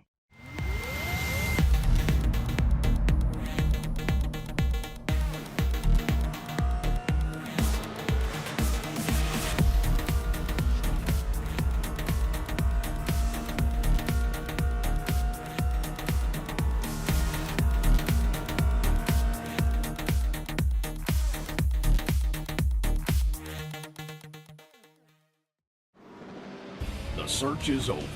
The most comprehensive league scoring solution is here, with the ability for multi-level championships, custom incident tracking, post-race time penalties, support for heats, drop weeks display, multi-car team scoring, advanced web widgets, rookie championships, a custom paint system, and load those results in seconds. Visit extremescoring.info today. Ricmotech high-performance sim racing equipment. Hundreds of name brand parts. Expert support. Ricmotech has you covered. There's only one place to go, ricmotech.com. Welcome back, everybody, to Silverstone, where you've just seen round number 5 of the Extreme Motorsports Ricmotech World Challenge, presented by Buttkicker and the SCCA Foundation here on Apex Racing TV. I'm Greg Ginsburg. He's Larry Lefty McLeod, and these are our finishers. It is a DNA Motorsports 1, 2, 3 in GTP with Tanner Dibble taking the win, Ben Rose second, Jordan Butler in third. In LMP2, it's an SRT Esport lockout of the podium with Josh Chinsky taking the win over Dave Meneno. Caleb Lehman with those last couple of lap issues, and we think he's going to hold on to third position over Avon Dorsey, even with a 30-second penalty that he was assigned there at the end. And in GT3, it's our only class without a lockout here, Larry, as Bailey Petrowski takes another win for D2D Sim Racing. Taj Edwards from Orion and Leo Dragota will round out your podium, and a great run for them. Let's take a look. I think we've got already in the green room, Larry, Tanner Dibble from DNA Motorsports, your winner tonight in GTP. All right, getting the win in GTP tonight, and I think it's your second win of the season. Tanner Dibble, well done tonight, but relatively quiet, but never boring, I would guess. Yeah, that's accurate. Yeah, it was honestly kind of fell in love with Silverstone all over again. It's not always been my best track, but there's been times where I'm just like, man, I love this track, and this is definitely one of those times. Does it help to get a little bit of luck around here? We see a lot of incidents happen with different traffic things or whatever, and you probably were witness to a few things. Does it help that you were a few feet behind of or ahead of some of those incidents? Yeah, definitely. There were a couple times where if I was like maybe a few tenths ahead or behind of where I actually was, it could have been race over for me, or at least ruined. But yeah, I for once I feel like I finally had some good luck in traffic overall. Yeah, it definitely helps to get some luck, but you created a lot of your own luck tonight just with sheer pace, just kind of outrunning your teammates here and forcing them to fight out for scraps there behind you. So that's always got to feel pretty good, doesn't it? Yeah, for sure. I mean, I love them, but I still want to beat them, of course. All right, well, awesome job, and it's going to turn out into a bit of a dogfight, certainly between you and Ben running into the last half of the last part of the season here in the point standings. This could be a ton of fun. So congrats on getting that extra win here tonight and pulling even now, I guess, with Ben on the number of wins in the season. But I'm sure you don't do this alone. You got a team and some others around you. Anybody you want to thank? Yeah, for sure. The team's always a pleasure to race with. I love them. DNA Motorsports. And thank you guys for putting on a good show. Thanks to the league sponsors, everyone who helps run this fun organization. And yeah, thanks guys. Have a good night. Awesome job. All right, there you go, everybody. Tanner Dibble from DNA Motorsports. And, Larry, I love how they, how some of these folks just assume that we put on a good show. They haven't even heard it yet. Exactly. All right, let's bring in. It's just John. That's why. John. That's exactly. It's all John behind the scenes. All right, let's bring in our GT3 winner tonight for D2D Sim Racing, Bailey Petrowski. All right, your winner in GT3 tonight, Bailey Petrowski. And then Bailey, you had a pretty good strangle going on, but it looks like when you came into the pits, your pit stop was a little longer than everybody else's. I don't know if you noticed that Taj and a few others had closed a little bit up on you. Are you just being conservative with fuel loads tonight? Yeah, I was a bit more conservative than I planned to be, but yeah, I just essentially just took an extra lap of fuel, while I'm assuming most other drivers didn't. So, yeah. Just to make sure that you didn't run out at the end. It's always a good strategy to have. But tonight you had great pace, no issues. You avoided a lot of the melee. Obviously trying to recover from past races with some other melee and things. Does that in the back of your mind as you go to a night like this, saying I just can't have it be like Atlanta or whatever? It can be. It can get to you. My usual tactic is, I don't think I've actually talked about it in any of these interviews, but I actually listen to music while I race, and so usually I focus a little bit more on that when I'm in these situations where there's a lot that I could be thinking about or distracting myself with, and that kind of keeps me focused on the driving, or essentially makes it so I'm thinking less about the driving and what is happening around me, so it's more of a flow while I'm driving. Are you ever going to be willing to share what kind of music you do enjoy listening to? Ooh, kind of all sorts of stuff. Usually it's hard rock, sometimes just instrumental stuff if it's a really intense battle, so it's not too distracting. It's like a mosh pit in the cockpit of that. Little bit. I'm picturing like heavy metal elevator music going. It's in the background, it's there, but it's not really. That's perfect description of it. All right. Well, that is awesome. Hey, you got to have the mental game to go with the overall speed. Tonight you showed all of that in getting yet another win here for you. But I know you don't do it alone. You may block the world out with your music, but I know you got teammates and family and friends that always help you out. Yeah, wanna thank D2D as always great racing with them. We always have a great time. Want to thank all sponsors for our team, as well as the sponsors for our series that help make all this possible.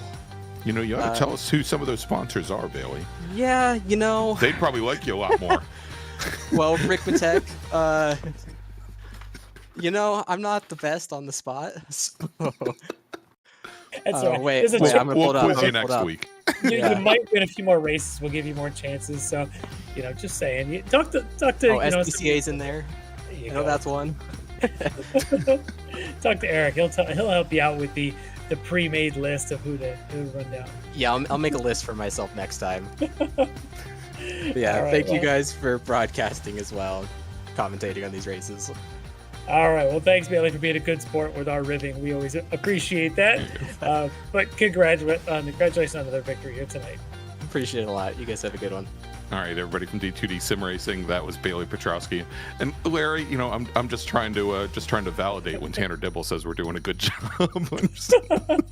Break out stuff like that. Something you're a reporter trying to get the facts of the news. That's yes, good. Exactly. All right, real quick, before we move over to Josh Chinsky, our LMP2 winner, we do have the point standings updated. Let's look. If we look quickly at GT3, Bailey Petrowski now extends his lead over Brian Bennett. It was 15 points coming into the evening. It's now 32 points. And Ilya Speaker jumping up a ton of positions, Larry. Ilya Speaker jumped up, let me see how many positions. 3 positions into third. We didn't even talk much about him tonight, but a good strong finish will do that.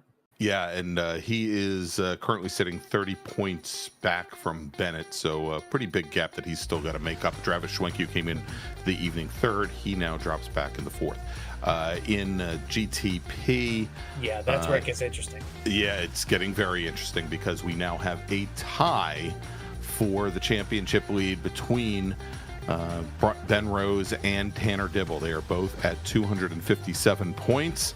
And Dalton Fredericks from Phantom Power, currently sitting third in the championship, 12 points back from there. Adam Johnson from The Wrong Stuff, currently sitting fourth. So let's do this. Let's go over to the class, Larry, where there is no mistaking. We're who pretty our sure we points know leader who's got is. the points lead in LMP2. Absolutely. It is currently 31 points over his SRT Esports teammate. Let's bring in Josh Chinsky. 5 poles, 5 races, 5 wins in 5 rounds. Josh, you're dominating. Don't know if you know that or not. You're making it look smooth. I don't know if easy is quite the right word yet, but you're making it look smooth. There are not a lot of mistakes out there. How'd tonight feel and compare to the rest of the round so far? Thank you, Larry. Tonight honestly felt the best out of all of them. I mean, we had Caleb, Dave that was still up there. I mean, they were keeping me on my toes the whole time. I mean, one mistake, one bad instance through traffic, and they were right back up on me. But I really enjoyed having a wider track. I think it helped a lot in regards to the multi-class survival rate. And I also noticed it was great that the GT3s I felt like were a whole lot nicer. That we're starting to really get in the hang of things. So it was a great night, and Silverstone's always a fun track to drive around. I love it here. Yeah, well, let's talk about your teammates. We're probably not getting a chance to talk to each of them, but Caleb and Dave had a heck of a fight behind you. You're probably going to want to go back and watch the replay of them. What does that mean to the SRT Esports team to have all 3 on the podium, but have these guys? You guys are all so competitive, so fast, and really it was such a good race between them as well. Yeah, I mean, it means a bunch to have the team in 1 through 3. We all try so hard and do our best to put in the practice, put in the effort to get where we're at. I can't wait to watch the replay back. Caleb and Dave, it seemed like today, because I was trying to keep an eye on it and my relative when I wasn't cutting through traffic, that it seemed like they pretty much had almost identical pace, and that traffic was really gonna be the factor in whether who was gonna finish second and who was gonna finish third. So I'm looking forward to that battle. But yeah, we've got a great group of guys with SRT. Love those guys to death. And yeah, we're just trying to fight for the championship. Now that it's just us in the LMP2s versus, unfortunately, our GT3 teammates had to drop out due to personal reasons. So now it's just us trying to vie for that championship. But I think we, with the 1-2, I think we're still going to be 1 point ahead. I'm looking forward to seeing the scoreboard. Yeah, no, it's been a heck of a season so far for you and for the team.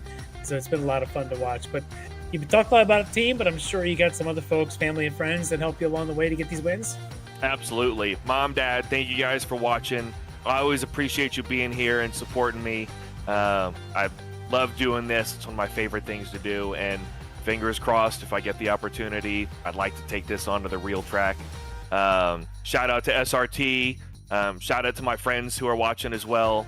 Love you guys. Appreciate the support. And thank you guys to Apex and to XMS for putting on a great show. I've thoroughly enjoyed being here in this league, and really excited to see the next 2 rounds and what comes in the future. Yeah, awesome job getting another win here in LMP2 for Josh Chinsky and SRT Esports. Congrats. Thank you, guys. All right, Larry, and as we take a look at the point standings here after 5 rounds in LMP2, of course, with 5 wins, shouldn't be a big surprise. Josh Chinsky, who we just spoke to, he is your leader with 270 points. He's got a 31-point advantage now over his teammate Dave Meneno, who now opens up 5-point advantage over Caleb Lehman.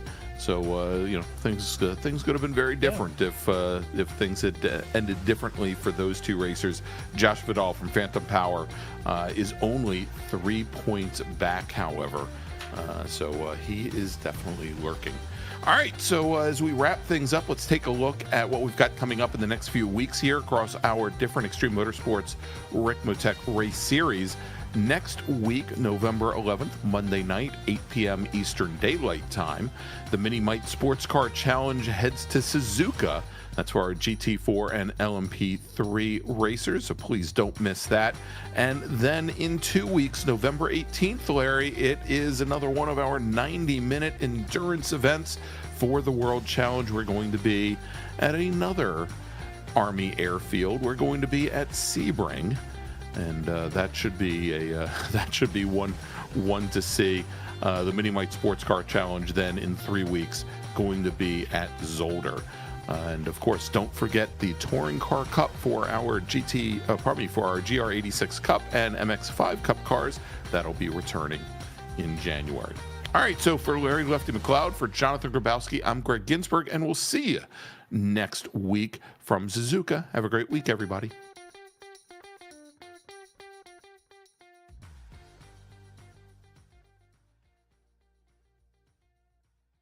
Ricmotech, high-performance sim racing equipment. There's only one place to go, ricmotech.com.